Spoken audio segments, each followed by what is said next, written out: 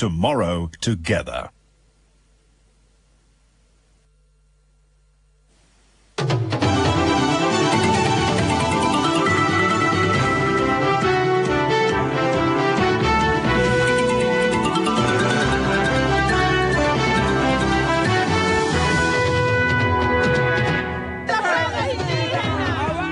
The cry of the dispossessed rings out as the racism conference battles on. Women power in the air, history at 20,000 feet. I'm actually just very proud that we're all able to do this fight together. Will van der Westhuizen turn his back on his country?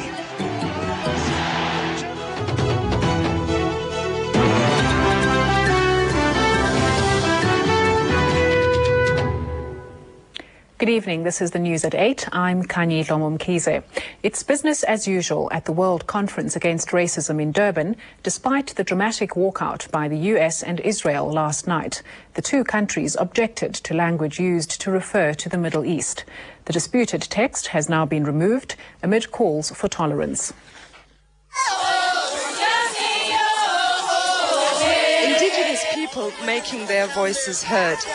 Brazilians and Afro-Latinos demanding reparations for over 4 centuries of discrimination.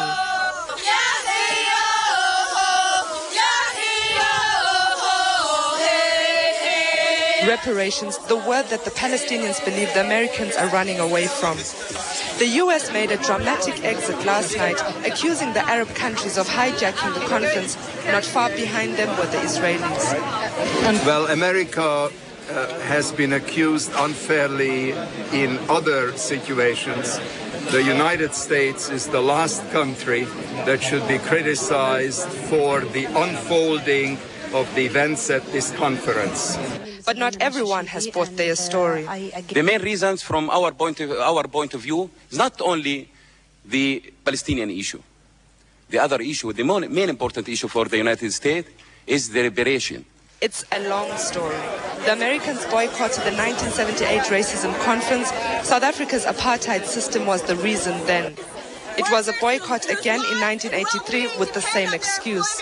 In 2001, they say it's the Palestinians' fault.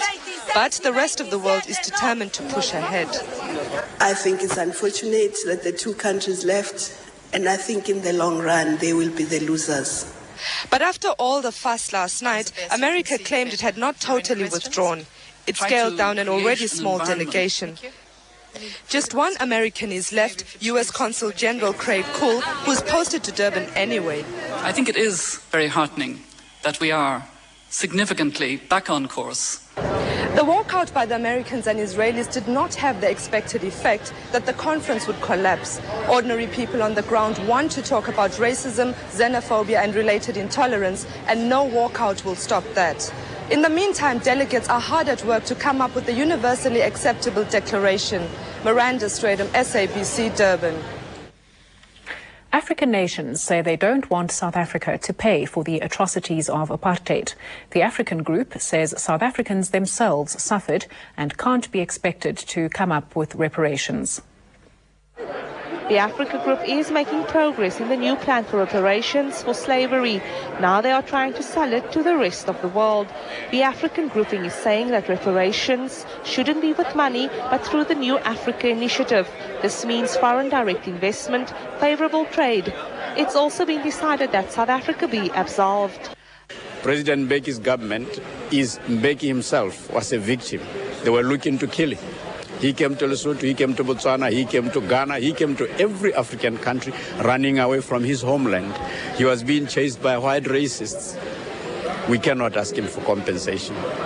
And now it's a race against time with behind-the-scenes negotiations to ensure that there's a final conference declaration and program of action on the table by Friday. Abandoned to them. Meanwhile, more than 6,000 delegates, more than 400 working hours, and this is the end result, the NGO declaration and their program of action. This document spells out how thousands of NGOs will tackle the issues of slavery, reparations, and the crisis in the Middle East. But not everyone is satisfied. The UN has distanced itself from certain language in the document, including anti-Israel statements. We would hope that the High Commissioner would not look at things from a personal standpoint or from just in one direction, but would see the problems of us throughout the world as problems affecting people throughout the world. The steering committee says it's a pity that the Middle East dominated discussion at the conference. The International Steering Committee of the NGO delegation says everybody might not agree with this document, but it does include the voices of all those people who've been discriminated against for centuries. Crystal Audison, SABC, Durban. An angry mob bayed for the blood of a man accused of hacking to death a 12-year-old schoolgirl in front of her friends. 34-year-old Johannes Lugbach appeared in the Wynberg Magistrate Court before being sent to Valkenburg Hospital in Cape Town for observation. 12-year-old Stacey Philander was walking to school when she was scalped and her throat was slit in front of her friends. The court heard that her alleged killer would have to be held at Polsmoor prison until there's space at Valkenburg. We've got a 50-bed capacity and we try to make space for between 5 and 10 observation patients at any given stage, space permitting, of course. Community leaders say the accused is a known child stalker who shouldn't have been discharged from the Lentegeur Psychiatric Hospital earlier in the year. They've threatened to take revenge if he's released.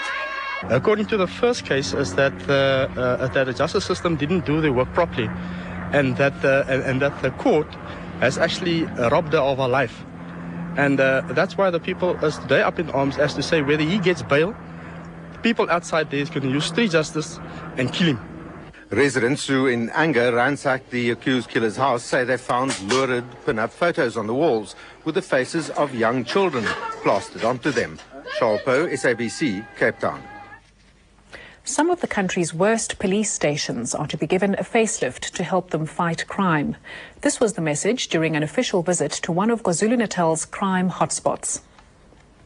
Police station, where just over 200 police officers with 28 vehicles service a population of almost 2 million. Now government is ready to pour in the necessary resources to make policing more efficient in one of the hotbeds of crime and violence in the country. We are certainly doing something about the situation. It's going to improve. The new station is going to be put up. This one is going to be renovated. The hostels themselves are going to be renovated. The budget is there for that.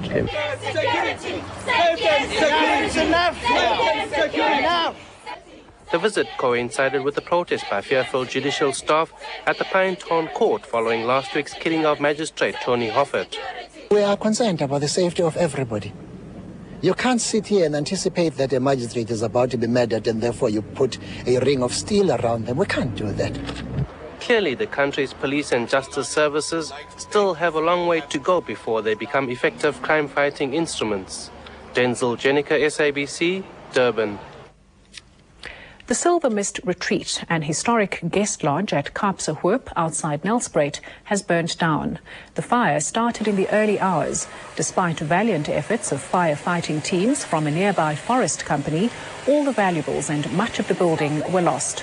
A landmark in this quaint town, which is owned by its residents, the Silver Mist Retreat was converted 5 years ago from the original post office, which was built in 1889. While the cause of the blaze is unknown, foul play is not suspected. History was made in the air this morning as a very special crew made a journey without a single male colleague in sight. It all happened on a 737 flight from Johannesburg to Port Elizabeth.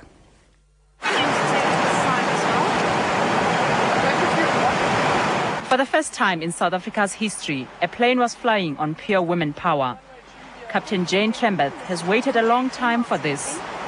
She has been a pilot for 13 years and has flown passengers all over the world.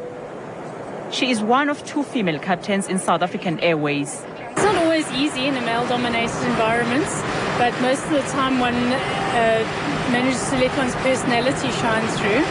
And all the countries I visited, well, I've been to a number. I've been to Europe and America, both North and South America, and to the Far East as well.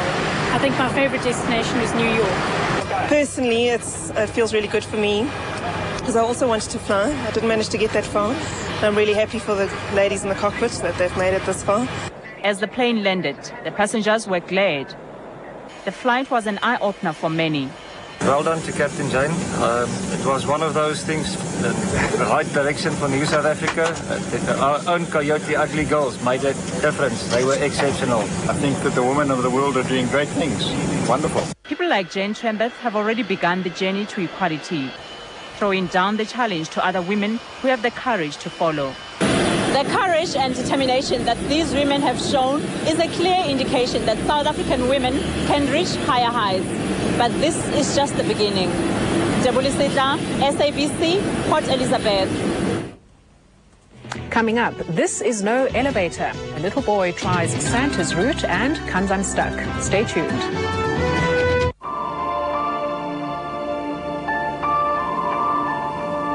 Wouldn't you like to drive the world's safest car?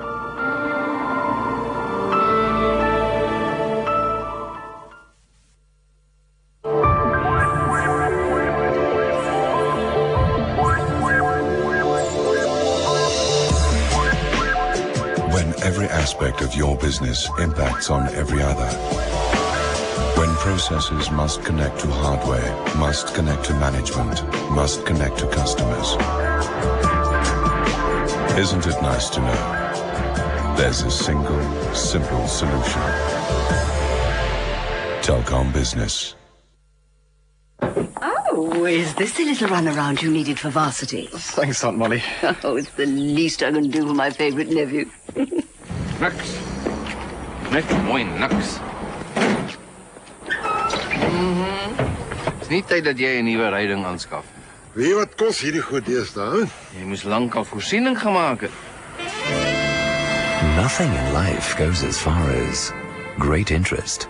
Call Sambo on 0860 239 555. Blijkbaar het Molly voorsiening gemaak. Blijkbaar.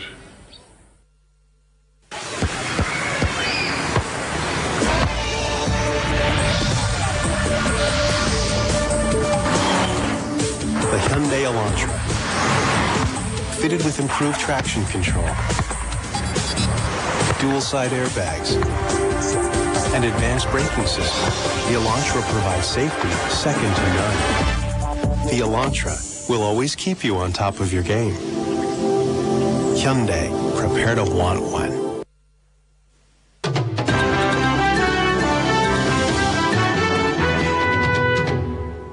Cypriot doctors say Dr. Chris Barnard, who died at a holiday resort in Cyprus on Sunday, would have survived if he had been attended to earlier.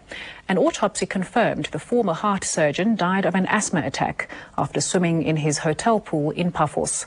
The autopsy showed Barnard's heart was in excellent condition.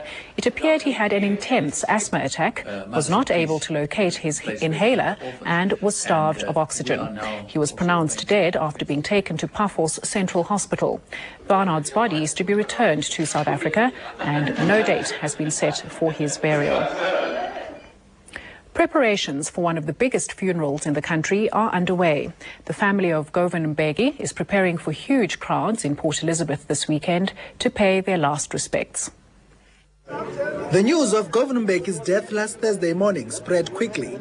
Condolences and tributes poured in. Acknowledging his popularity, the ANC has announced that Omgov's funeral will be open to the public. Both the family and ourselves are cognizant of the fact that Omgov is not just a member of that family. He belonged to the broader South Africa, to the broader human community. Today, students at Vista University also paid tribute to a man who helped shape their future. Each and every student has been taken up by the death and passing away of Omgov. And the response and the show up of students of all political structures in this campus, that on its own indicates that the death of Omgov has managed to unite the majority of students in this campus. Dignitaries from all over the world are also expected to attend the funeral. Memorial services in honor of Govan Mbeki will be held around the country. The main memorial service will be held in Centenary Hall in Port Elizabeth. Luzuko Koti, SABC, Port Elizabeth. SABC 2 will screen Govan Mbegi's funeral live this Saturday from 10 a.m. until 14:30. A 6-year-old found himself in a tight squeeze after trying to get into his home, but he used an entrance more familiar to Father Christmas. This quiet neighborhood was buzzing after word went out that a child was reported stuck in the chimney.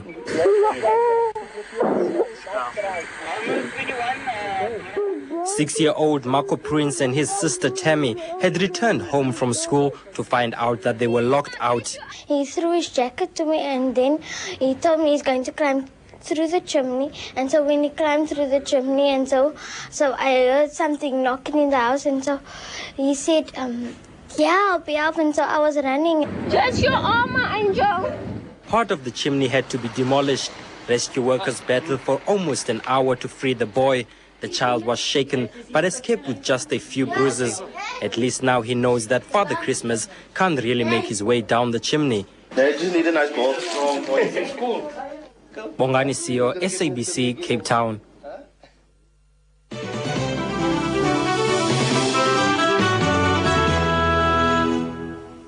Policyholders of one of the country's biggest funeral companies, Concerned City Funerals, want to know what's happening with the company.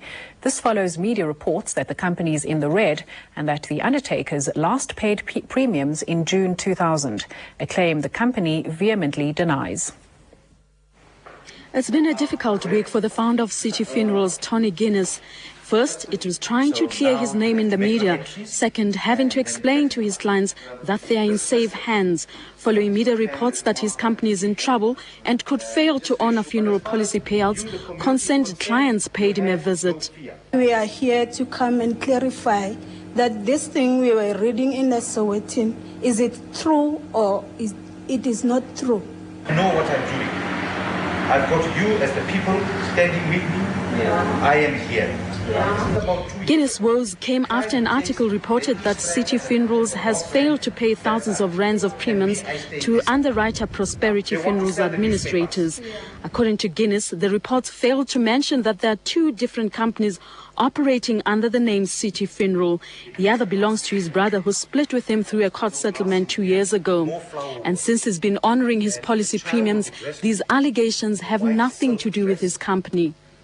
Between us and City Funerals, we need to make the distinction that the branches run by Mr. Tony Guinness, which are more on the West Rand, we have no problem with any of the clients. All the claims that were submitted were settled. Funerals have become a costly exercise, as many would like to see their loved ones buried in this comfort. But this doesn't come cheap. That's why funeral policies are a necessity. Tony Guinness is facing a tough task of convincing thousands of families that they're in safe hands. City Bishop, SABC, Johannesburg. And on to market news. The rand is trading again around its lowest levels ever against the dollar as the euro weakened against the US currency. The rand again hit a record low of R8.47 in after-hours trading against the greenback, which remains strong against major currencies. The political situation in Zimbabwe is said to be a contributing factor to the rand's new weakness. The rand is trading at R8.46 to the dollar and R12.20 to the British pound. The euro will cost you R7.50.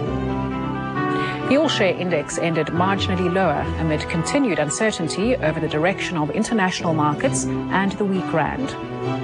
Gold is trading at $271.85 an ounce and platinum at $444.50 an ounce. The government seems to have learned a lesson from its controversial 43 billion rand arms deal. This emerged during a conference for investors in the 7 billion rand Gautrain rapid rail link in Sandton, Johannesburg. Gauteng's first ever high-speed train will be on the tracks in 5 years' time, creating thousands of jobs. It will run from Joburg's Park Station, which stops at Rosebank, Sandton, Midrand and through to Pretoria. Leonard Muremedi has been a waiter over the past 14 years. He has relied on public transport throughout this time. Like millions of South Africans, he doesn't own a car, so he takes a taxi to work every day. In an average day, Muremedi uses at least 3 taxis to travel to and from work. News that the provincial government is introducing a train traveling between Pretoria and Johannesburg in around half an hour has come as a relief. Well, I feel good. Let's hope this is a reality. Especially I work almost in Kempton Park. I'll benefit a lot. We are almost struggling. We're getting late at work, which is not good for business. While Muremedi was waiting in queues, on the other side of the city, local politicians and business people were selling the Gautrain concept to international investors. But as in the past, projects involving billions of rands could prove tempting. Remember the ongoing debate about politicians using their status to benefit from the arms deal? That's why from the word go, Gauteng Premier Mbazima Shulowa is cautioning those who have ill intentions. To ensure that the interest and integrity of everyone working on the project is unquestionable throughout the process, we're developing a code of conduct and ethics for all those involved. Authorities hope that when the high-speed train takes to the tracks in 2006, it is mainly people such as Muremedi who will benefit the most. Government is also expecting that traffic congestion will be a thing of the past as more people park their cars home to opt for a better train service. Donald Jauke, SABC, Johannesburg. Coming up, they are not brassed off. They're passing their love of music onto the younger generation. Stay tuned. Introducing B's Best Buy. You pay 99 Rand per month for the full 24 months, plus a once-off 99 Rand SIM card and connection fee. You get the Nokia 3310, itemized billing, 100 minutes every month, and connection to MTN's Anytime Companion. Now for the fine print. Be clear and simple. 0861 13 13 13. My aim? Targeting wrinkles, firmer skin. So L'Oreal have created new improved Revitalift. Now, Pro-Retinol A is encapsulated in nanosomes designed to target where wrinkles need it most. In 4 weeks, Revitalift reduces not only the appearance of even the most visible wrinkles, but also leaves your skin firmer. I see fewer wrinkles, firmer skin. Objective achieved. New improved Revitalift from L'Oreal Plenitude. L'Oreal, 'cause I'm worth it.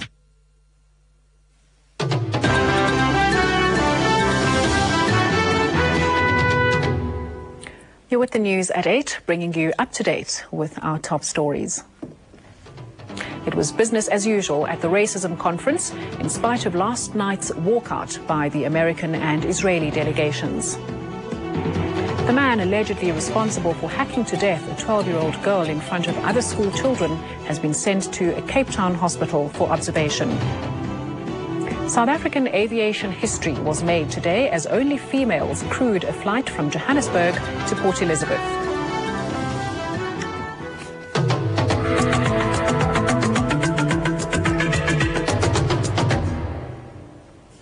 Will he stick with South African rugby or will he fly off to Wales?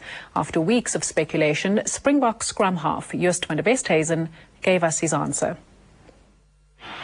Joost van der Westhuizen has decided to remain in South Africa and challenge for a place in the World Cup squad.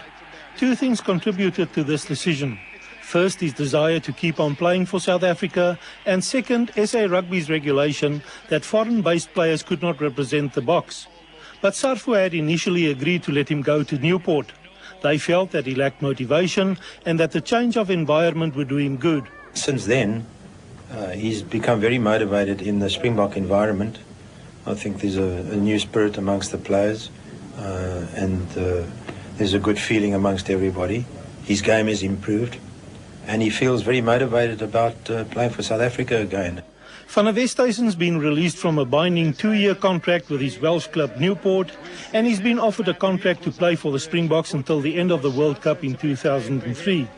James Scholes, SABC, Cape Town.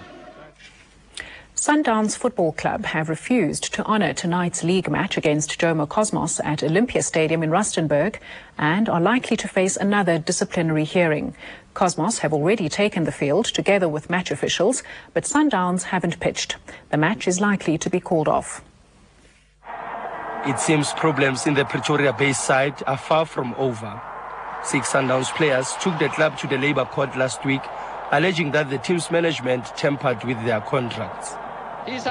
Then they brought the game into disrepute when captain Daniel Mudau slapped a teammate after the BP Top 8 final. That was not called for. I'm sorry, that deserves... And now, despite requests for a postponement, the club faces further disciplinary action if they don't honour tonight's league match. We did receive a letter from President Willie van der Safe asking us to use our best endeavours to accommodate Sundowns. And I can say that, with all honesty, that we have done that. We have used our best endeavours and attempted to meet their request. Sundowns are already 2 matches behind in this season's league program because of their participation in the BP Top 8 and the CAF competition. Sfiso Ramaram, SABC, Johannesburg. And finally, it was a special day for school children in Kimberley. If music be the food of the soul, play on. The lessons are part of a music program at more than 10 schools in the townships of Kimberley. While the musicians enthrall the children with classical tunes, it didn't take the pupils long to get involved.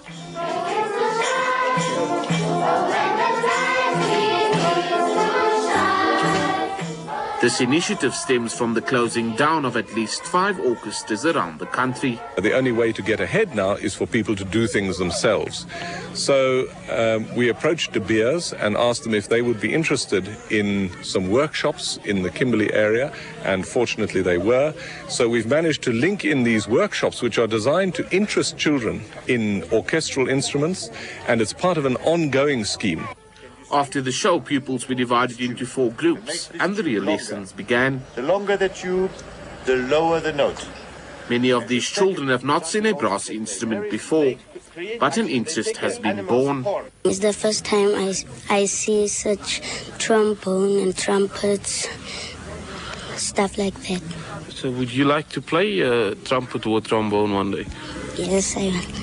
It is fun. They are teaching us about how to play music. The artists plan to hold a series of programs such as this one over the next few months. The initiative has already hit the right note with pupils.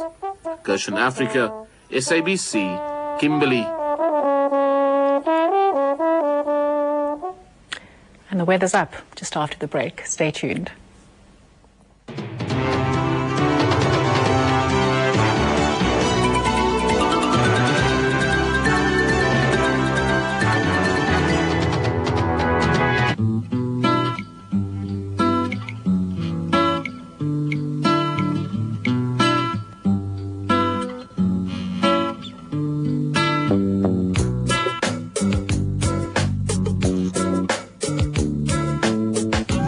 Country needs you to keep it green.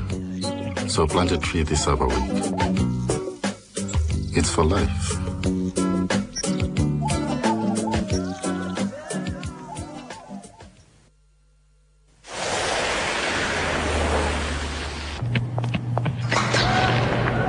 The field all set for this vital last delivery, but he'll have to cover deep mid-wicket and deep long on for this one. The batsman's kept his cool, but he's big in that area. The bowler, at the end of his long run, comes in. Good delivery, but he's hit it out to deep square leg. There's a fielder running round the boundaries underneath it. He takes a prize catch. Great fielding, brilliant agility. The crowd go absolutely crazy here. Let's take another look. Buy an LG product and you too could make a prize catch. There's over R1 million in prizes to be won, so get down to your local store today and make a prize catch with LG.